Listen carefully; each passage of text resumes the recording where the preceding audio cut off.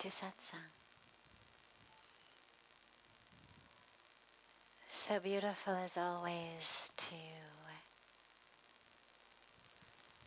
be together in this sacred space. Starting as usual with a question that's come in advance, and then we'll open it up to any questions that anyone here has. Where does self-worth come from?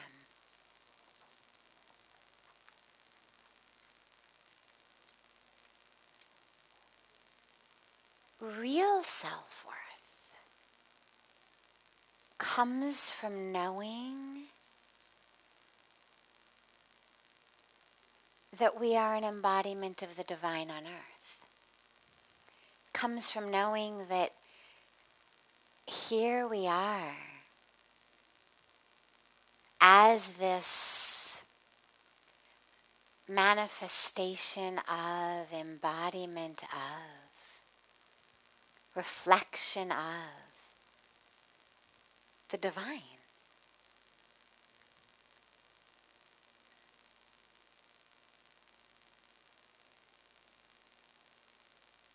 And when we know that, it's like we go to our mandirs and we pray in front of the images of the divine. We see in those images the presence of God, the presence of the divine. We recognize, of course, that it's not that all of God from all over the world has just coalesced into this one image, but we understand that that is a reflection of, a reminder of. But with ourselves, it's this living, breathing, constantly changing incarnation of the presence of the divine. And so real self-worth comes from knowing that here I am as an embodiment of the divine. All sorts of different shapes and colors and sizes and stories and backgrounds, like the different flowers in a garden. But that's where real self-worth comes from. The dilemma is that that's very rare. I should say that's where ideal self-worth comes from. It's very rare, though, because most of us identify the self as the physical body, as the story, as the skills and abilities, talents, careers, success. We identify as that. And so we judge our worthiness based on it. And that's where trouble happens, because that's where we move through the world not feeling worthy. I'm not rich enough. I'm not beautiful enough. I'm not successful enough. I'm not popular enough. I'm not extroverted enough. I'm not smart enough, funny enough. We're constantly judging ourselves as though we were just this physical package. And it's not our faults. Most of us get that from childhood, if not all of it. As we're raised, we're taught that we are what we do, that our worthiness is based on what we do, and it's really tragic. Unless you had parents who were really enlightened, really fully conscious all the time and who just loved you, not in their minds and hearts, but actually in their expression of love to you, in their words, in their actions, regardless of what you did.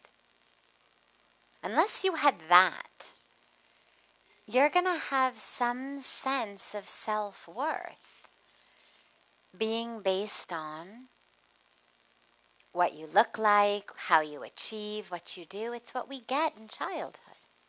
We come home with a good grade on the exam, and we get hugged and kissed and put on mom's lap and loved up. We come home with a bad grade on the exam. We get disappointed looks. Some even get slapped or beaten or punished or whatever. But we certainly don't get loved up. Nobody says, oh, an F on the exam. Oh, come here. Let me give you a big hug. I'm so proud of you. And so what we learn is, number one, other people's happiness, like our mom's happiness, our dad's happiness, is up to us. We are responsible. We are responsible for mom's good mood, dad's good mood. Right? They say, just wait till your father gets home. He's going to be really angry. Or wait till your mom hears about this. She's going to be really angry. It means you're responsible. You are responsible for mom's mood, for dad's mood. Your actions are the reason that mom will be happy, dad will be happy. So that's kind of a lot of a weight to put on a kid anyway. Kids should never feel that they are responsible for mom or dad's moods. And then aside from that, we're constantly being told, directly, indirectly, that your worthiness is based on what you look like, how you perform. Why can't you be as good as your cousin Susie? Right? This one's getting straight A's. Why can't you get straight A's? What do they have that you don't have? The next door's neighbor's kid is a star on the soccer team. Why are you so uncoordinated? And we hear this different ways all the time. What's wrong with you? Why can't you be like? Or, parents will say things like, this is so-and-so, she's the smart one. And this is so-and-so, introducing siblings. This is sibling A, she's the smart one. This is sibling B, she's the pretty one. Right? Now, parents don't realize how they are messing up so much of our sense of self. They think they're being nice. This one's smart, this one's pretty, like both good things. But what both of them learn is that their identity is wrapped up in either how they look or how they're doing in school, how quickly they learn things, how they do on an exam. And chances are the one who's smart wishes she were pretty. The one who's pretty wishes she were smart. The one who gets told she's smart goes home and looks in the mirror and cries, like, why does mom not think I'm pretty? The one who's pretty now is going to check out mentally in school because, well, mom has already said, I'm not smart. And then as we grow, our whole sense of self-worth gets wrapped up in all of that. The one who was told she's smart spends her whole life feeling like a failure that she's not pretty. The one who was told she's pretty spends her whole life feeling like a failure. Not smart enough. Maybe she doesn't even try. decides not to go to college or, skips classes because she thinks, well, what's the point? Now, I'm not blaming parents here. For the most part, they're really doing the best they can. It's just they don't realize the impact that this has. And so ideal self-worth is I'm divine. Whatever my particular physical, mental package story may be, I'm divine.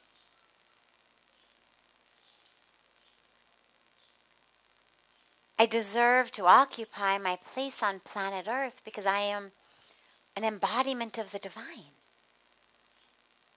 The same reason that every tree deserves to keep standing. Every body of water deserves to keep flowing. Every mountain deserves to stay because they've been created. Created by God, created by the creation. You would never say to a tree or a mountain, how dare you? Who do you think you are? We understand they've been put here by a perfect knowing. You would never yell at a flower for being the wrong color or shape or size. Or at a tree for being the wrong type of tree. Why don't you give apples? What do you mean you only give acorns? This one gives apples. Why can't you be like that? We'd never do it. It would be ridiculous. So we understand the inherent worth of everything else in nature. But ourselves, we've sadly been kind of indoctrinated, first in our families and then by culture and advertising and whatnot, to feel like we are only worthy when we are upholding standards, whether it's beauty standards, or whether we're doing what other people want us to be doing. Right? You're worthy as long as the neighbors are happy. But when it starts to be ki samne wale kya sochega, then you're no longer worthy. If somehow the neighbors no longer respect us, you're not worthy. If you're not fulfilling my agenda, you're not worthy. So we spend our lives feeling unworthy. So the way to get that back, is to just kind of take a little trip down memory lane and sort of ask yourself, God, why is it that I feel like I'm not worthy because I'm not this or that? Just see whether you can remember where that may have come from, because when you then can look at the person who told you that, directly, indirectly, and you're able to see them as just another human being struggling in their own karmic package, struggling in their own drama, it takes that hold out of it. It's like if you've ever worked with autistic children, for example, or children on the spectrum of autism, a lot of them don't like to be touched. And if you touch them, not all of them, of course, but many of them, if you touch, frequently there will be a sort of violent reaction. They will react. Now you touch them out of love, out of caring. But they, maybe you'll get a bonk in the nose by accident. Now, you understand this child didn't mean to hurt you. You're not going to be angry at the child. You understand, there's a challenge in the child's development. I misunderstood it. I misread it. And the child, in his or her karmic drama that includes this particular challenge, reacted. Not because he or she meant to give me a bloody nose. Not because he or she meant to hurt me. But just because that was all they could do in the moment. And in the same way, when we're able to look back at those who have hurt us in that way, we're able to see them as challenged in their own ways, facing difficulties in their own ways, struggling in their own ways, and that they too were just doing what they could with the toolboxes they were given. So that would be the first step, and then the second step would be to recognize that who you are, regardless of any of that, is divine. And since we know that every tree is worthy of staying standing and every mountain is worthy of being there, we recognize that so are we. And we stop measuring our self-worth based on what we look like or what we do or how we uphold a cultural standard or someone else's agenda. And we start to really find that self-worth in our own self, which ultimately is where it should come from.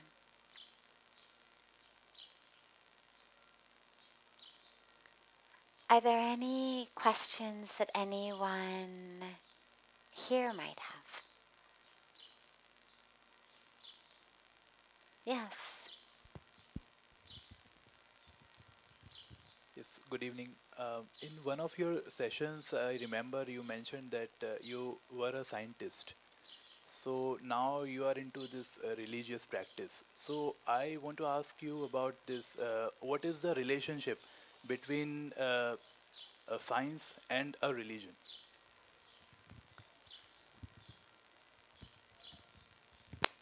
Science and spirituality.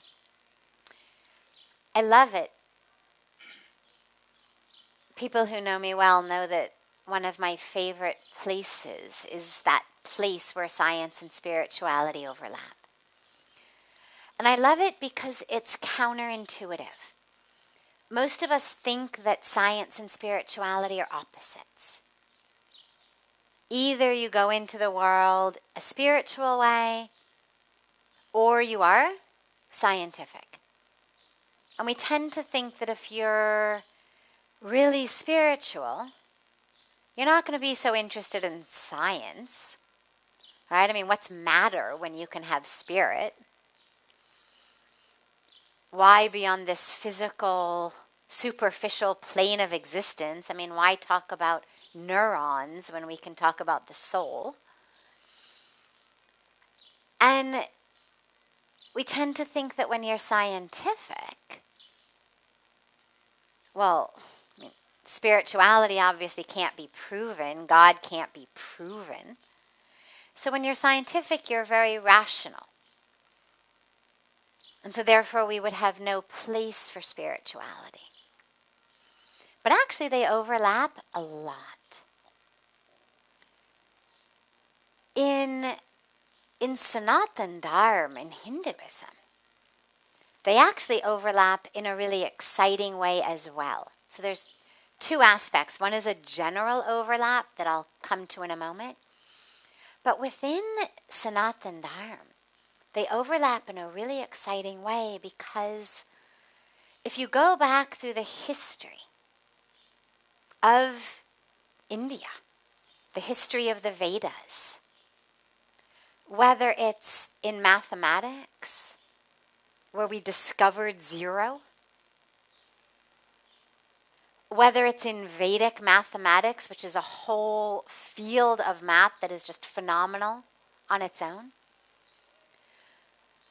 whether it's science of outer space, the Panchang, for example, knowing hundreds of years in advance when there's going to be a full moon, when it'll be a new moon, where the stars will be, what the horoscope will be on January 10th, 3011.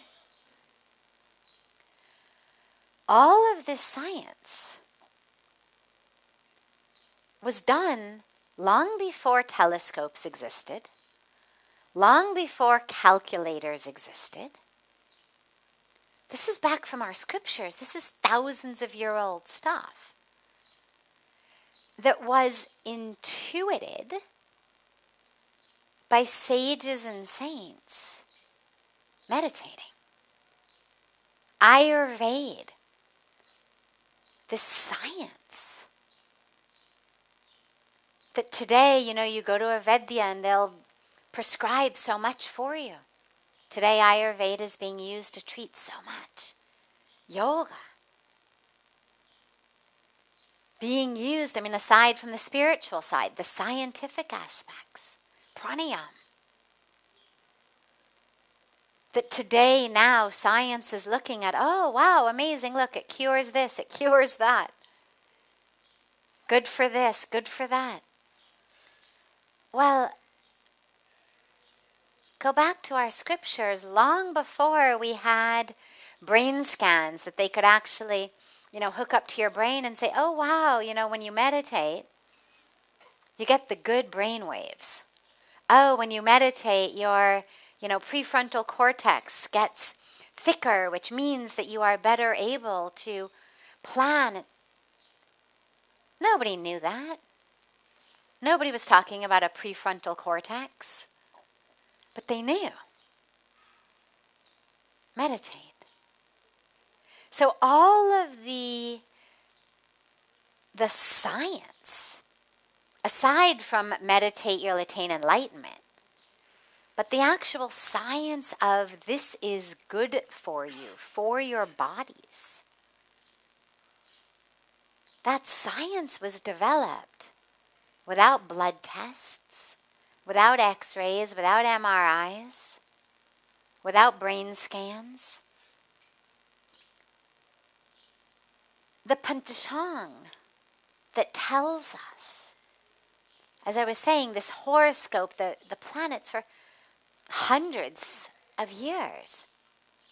Well, that was done long before there was a telescope and mathematical equations. How did they do that? They went in. They used spirituality to see. It actually was the tool. See, today when we talk about science, and this is where people think it's separate from spirituality. Today when we talk about science, it's this domain of that which is knowable through the tools that we have. Microscopes, telescopes, scales, beakers, Bunsen burners, brain scans. And that which can't be known by those tools is considered not real. Everything ranging from God to love. So much. If we can't weigh it or measure it, it doesn't exist. Well, we all know that love exists. We feel it. But as far as science goes, it doesn't exist. It's got no weight. It's got no measurement. You can't, prove it. There's no equation. You can't measure it. How much do you love? More than, less than. So science has got this domain of that which can be known through its tools. But its tools can't know that which is most important in life, like love, like God. But on an even more interesting level than that, science today is discovering with its tools what the Rishis knew thousands of years ago with their tools. But their tools were inner tools. In the Ramayana, they're speaking about airplanes. Nobody had seen an airplane. Nobody had seen a car. Nobody had seen a bicycle. And airplanes? But they knew.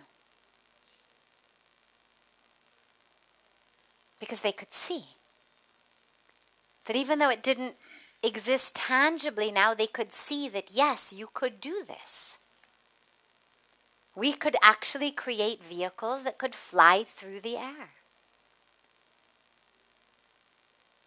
And so science and spirituality are deeply interwoven.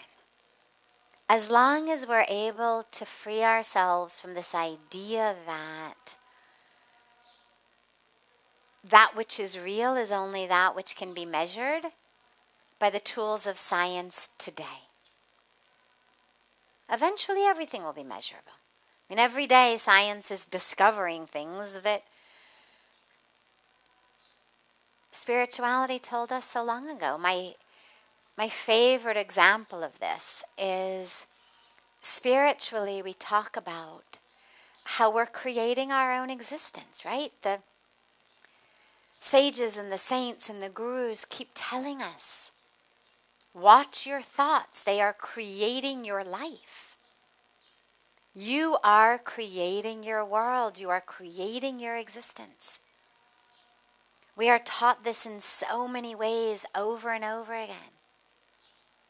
As you see, jaise drishti, vaise shrishti. As is the inner, so is the outer. Watch your thoughts, watch your mind. It's creating your existence. Okay, but now that sounds like a very fluffy thing, right? It certainly doesn't sound scientific. Science says, I'm not creating anything, I'm here. I'm just here. Everything is there. I'm not creating anything. And yet, quantum physics several years ago came up with something they call the observer effect. In physics, we have two things. We have matter and energy. Okay? Things are either matter or they are energy.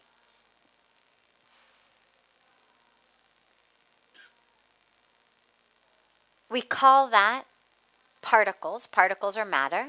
Waves are energy. Okay? In Newtonian physics, we thought particle is a particle, a wave is a wave. There's matter, there's energy, they are separate.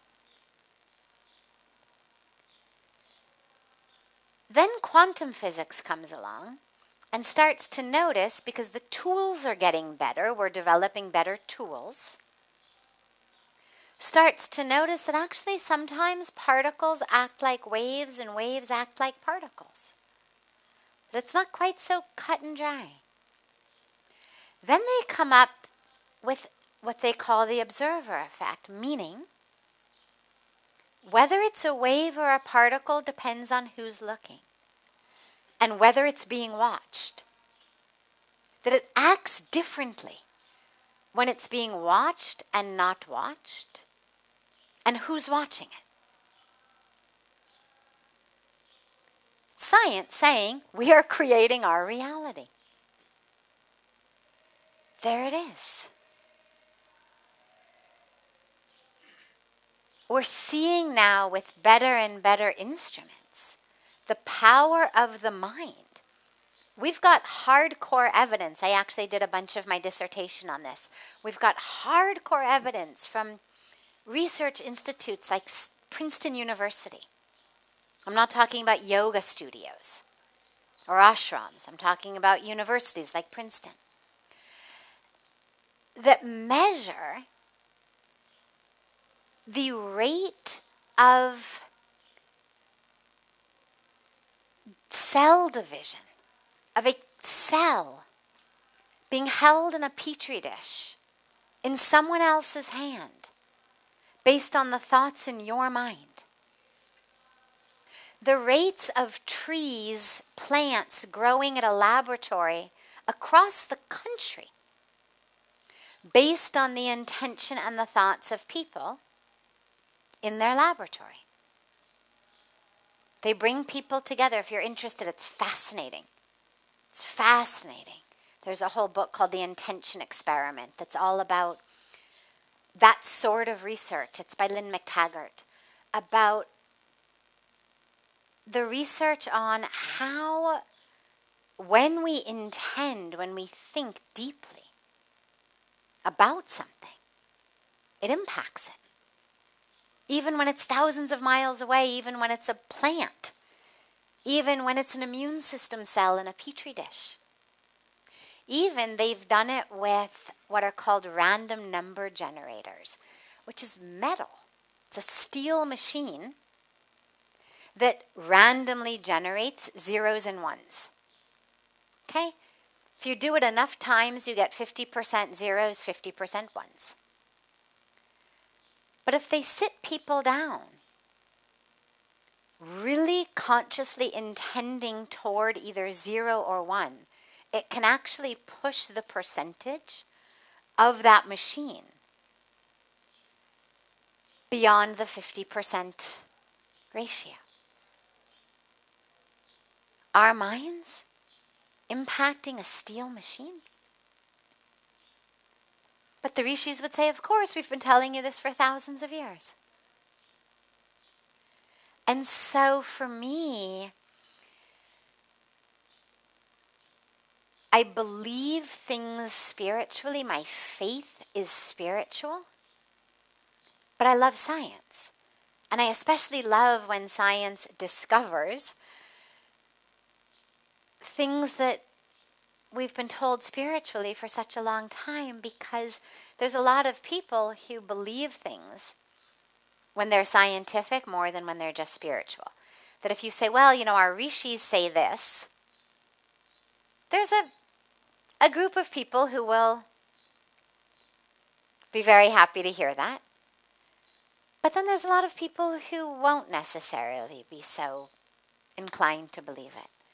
But when you show science is proving this, then you actually have the opportunity to impact so many more people. So I'm always happy going into any discussion via science, via spirituality. It doesn't matter to me, because you end up in the same place. We are one. There's a beautiful quantum physics, well, they call it a theory, but they've actually proven it, called string theory, that basically says what I do over here is impacting what is happening across the world. Like if you imagine that our world were made up literally of threads. And over here I wiggle on the end of a thread, or I pull the end of a thread. That across the world, in America, in Africa, in Europe, in Australia, wherever it may be, that impact is felt. Now again, our Rishis have told us the world is a family. We are one, we are not separate. Most of us didn't quite realize that till COVID.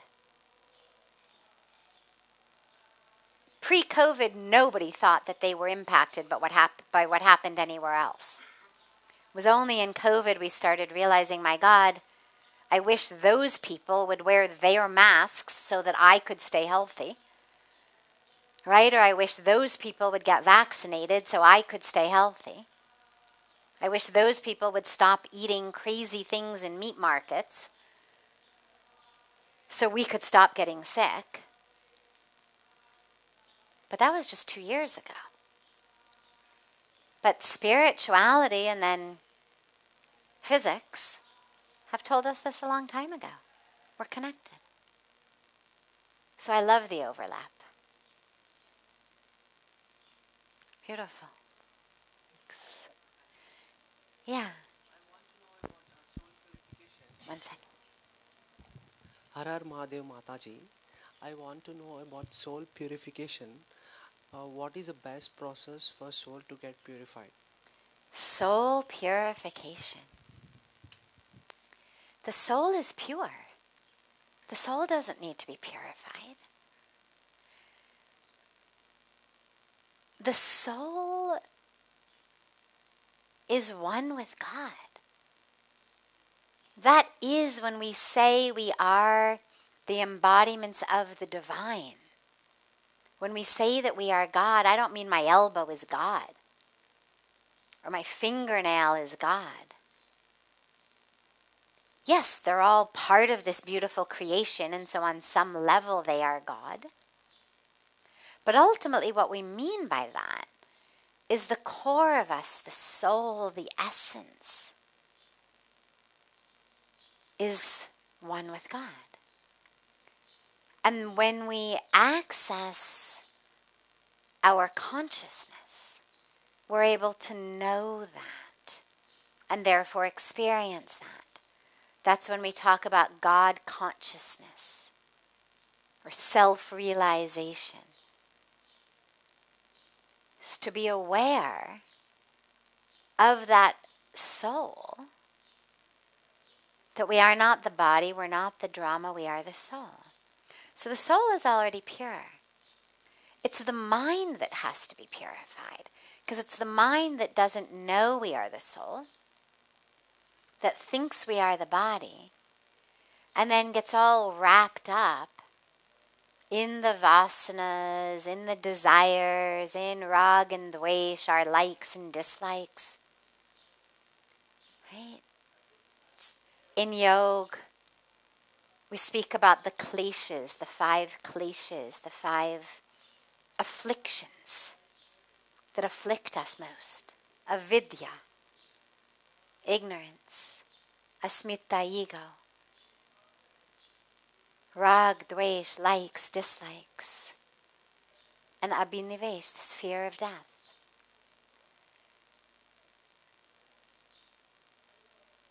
This suffering.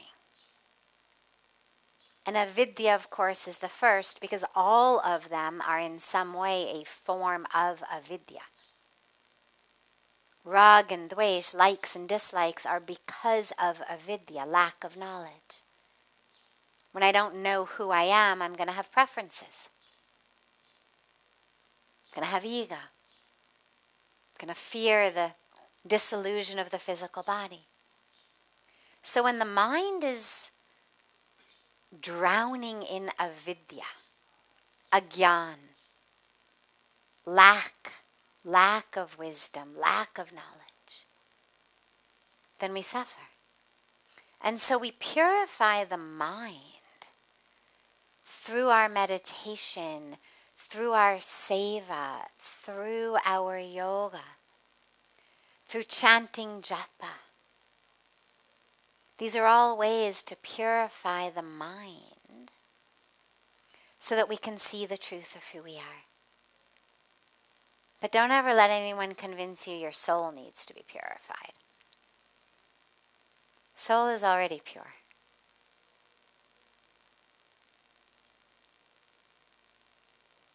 Beautiful. Alright, yeah, we'll end with this one. Yeah, he's bringing it.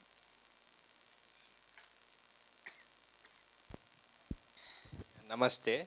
Since we are talking about like thoughts on the previous question, so I've observed that quite a few times I indulge in negative thinking, which goes on and just doesn't stop. So how can we stop that? So negative thought patterns are really just that, they're habits. They're habits. Habits are things you do without thinking about them.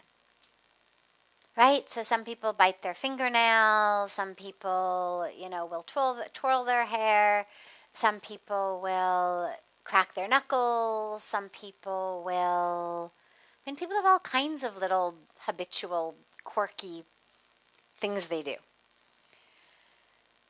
They're habits, we don't think about them. That's why they're so hard to break, because we don't even realize we're doing them. Some people have habits of speech. when I was growing up, and I was a teenager, we used to say like all the time. I'm like so hot. It's like, my God, it's like the middle of summer and I'm like sweating here and I can't even like believe that it's so like hot. It was a habit of being a teenager in America at that time, and it's just sort of how we all talked. And my parents used to make fun of me. Very light, joking way. They didn't do it in a cruel way, but just to bring awareness to it. So I would say things like, could we like have not like that for dinner, but like this?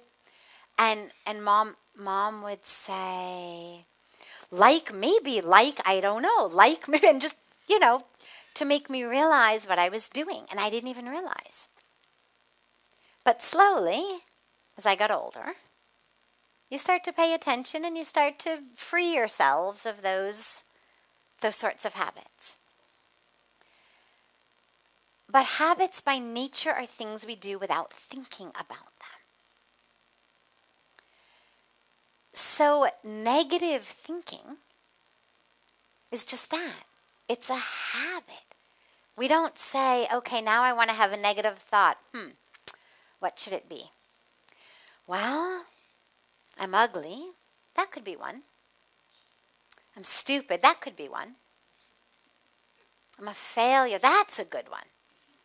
Let's go with failure. I did ugly yesterday. It doesn't have much sting. Failure has some sting. Let's go with failure. We don't think about it like that. It just, they're habits. They're habits in the mind. We speak in India about sanskaras, right? They're grooves. Scientifically, we speak about neural patterning, neural networks. Here we speak about sanskaras. It's the same thing. They're literally impressions. Impressions on my psyche. This is how we think. But like any habit, you can free yourself of it. But you have to first bring awareness to it. So the first thing to do is recognize that you are not your thoughts. Okay? It's just a habit in your brain. Next, watch your thoughts. Sit down, close your eyes. Don't try to change them. Just watch them as an observer. And the benefit of that is you will realize as you're watching that you are not them. You are the one over here watching them. And you'll be able to see them as just these things happening in your brain. Like bubbles. That's really what they are. It's just like if you ever see somebody blowing bubbles. And the bubble gets inflated and then the bubble pops. And there's a bubble and then it pops. That's how our thoughts are. So spend some time watching them to teach yourself, really, I'm not my thoughts. I'm watching my thoughts. I'm the one aware. I'm the one watching. I'm not the movie. I'm the one watching the movie. I'm not the actor in the TV show. I'm the one watching the actor in the TV show. I'm not the thought. I'm the one watching the thought. When you become simply aware of them, they lose that power to impact you a lot. Because then you just see them, oh yeah, another one, oh, another one, oh, another one. But then what you want to do is you want to give the mind something to do instead. Ideally with a very disciplined meditation practice. In general, the thoughts will become less and less because the mind will become stiller and stiller. But along the way, you need to give the mind something else to do. If you have a baby or a puppy that's, taking this and tearing it up and doing this and destroying this and you can't just say, sit down and shut up. They're not going to do it. Maybe for 30 seconds, as long as you've scared them, they will. And then in 30 more seconds, they'll be up doing their thing again. It's what babies do. It's what puppies do. So what do? You give them something else. You give them a toy that they can play with. Then they leave your carpet alone.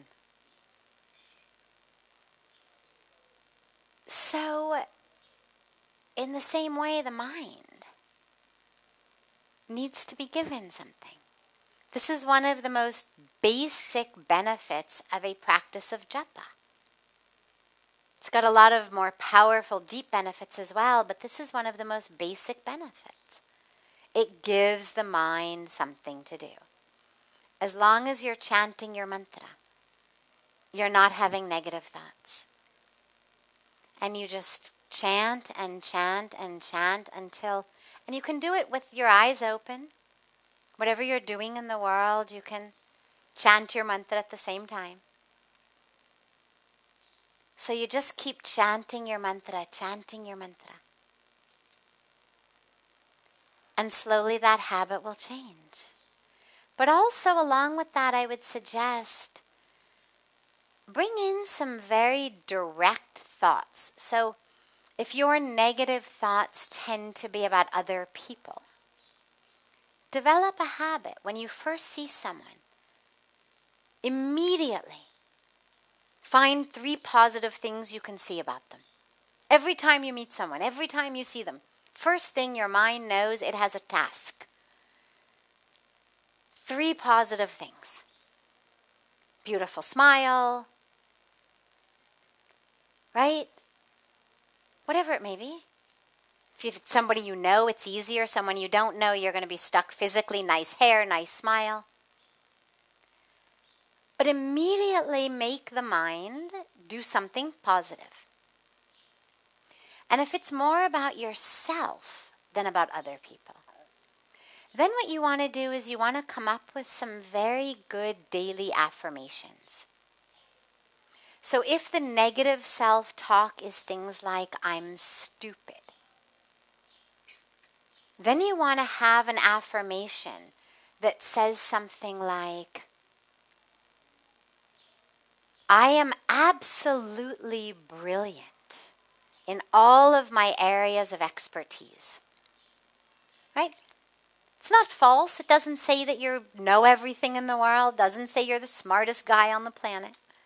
But it just reminds you that everything that you know about, you're brilliant. Or you could have something that says, my brain is an untapped tool of potential. Meaning you're just not using it enough. But come up with things, the opposite of what you're telling yourself. And then literally put them on sticky notes. Stick them on your bathroom mirror. Stick them everywhere. Make them be notifications, alarms on your mobile. It may sound silly. And you'll feel silly in the beginning. But the way that the subconscious works is the more you tell it something, the more that thing becomes its reality. If you think you're stupid, it's only because you or someone else told you that enough times that it went in. So correct the mistake. And slowly, slowly the patterns will change. Wonderful.